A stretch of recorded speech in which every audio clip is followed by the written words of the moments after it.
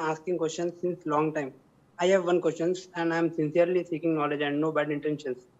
Why is it necessary to call ourselves Salafi, Ahle Hadees, Ahle Sunnah, while the Prophet and Sahaba called themselves only Muslims? I have heard from many shuyukh that this calling name is done to distinguish us from Ahlul Bid'ah and Ahlul Shirk. But my question is, at the time of Prophets, there were Munafiqeen, the hypocrites. At the time of Sahaba, they were Khariji. But yet they stick to calling themselves Muslims. Please clarify my doubt, Sheikh. Akbar Bhai, do you call yourself Sunni or Shi'i?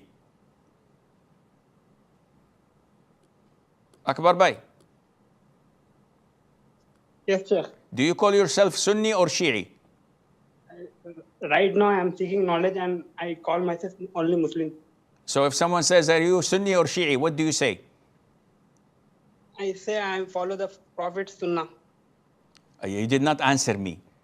Are you Sunni or Shi'i? Sunni. Okay, khalas. Was the Prophet Sunni or Shi'i? Sunni. Was he? He did not have this label, akhi.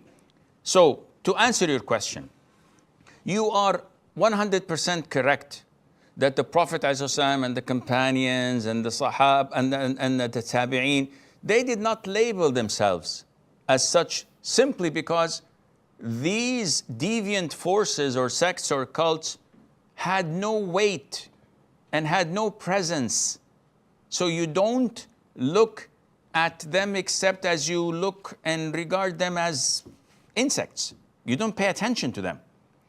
After these favorite generations, when they started to mount up and have momentum, when the people of logic, the people of innovation, the people of ahwa and whims and desires started to rise and be backed up by some of the authorities, the deviant authorities, like in the times of Al-Ma'mun,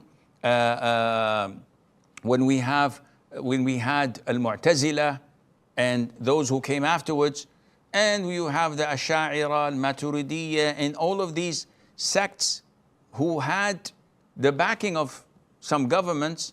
Then we started to think of the need of labeling ourselves to identify ourselves. Now, do I call myself Salafi? No, I don't go around saying, hey, I'm a Salafi. Although, technically speaking, to everyone, when they identify my aqeedah, when they identify my manhaj, when they identify my methodology of thinking, they would say, oh, he is a Salafi, Ahlul Hadith, Ahlul Sunnah wal Jama'ah, etc.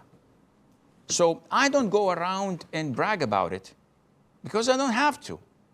I don't have to prove myself to others.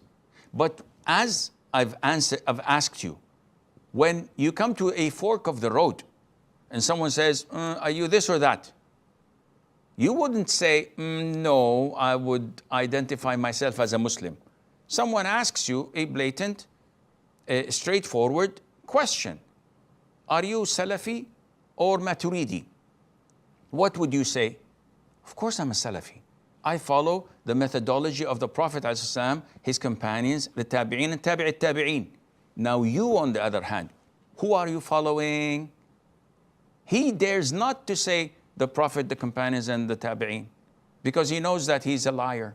He says, I'm following Ibn Kullab, I'm following Al-Ash'ari, I'm following this, I'm following that.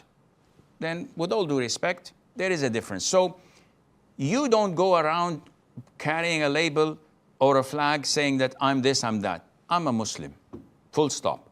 But when the need arises, then you have to identify yourself and tell people your belief without any shame or without being embarrassed, because we're proud of being the followers of the Prophet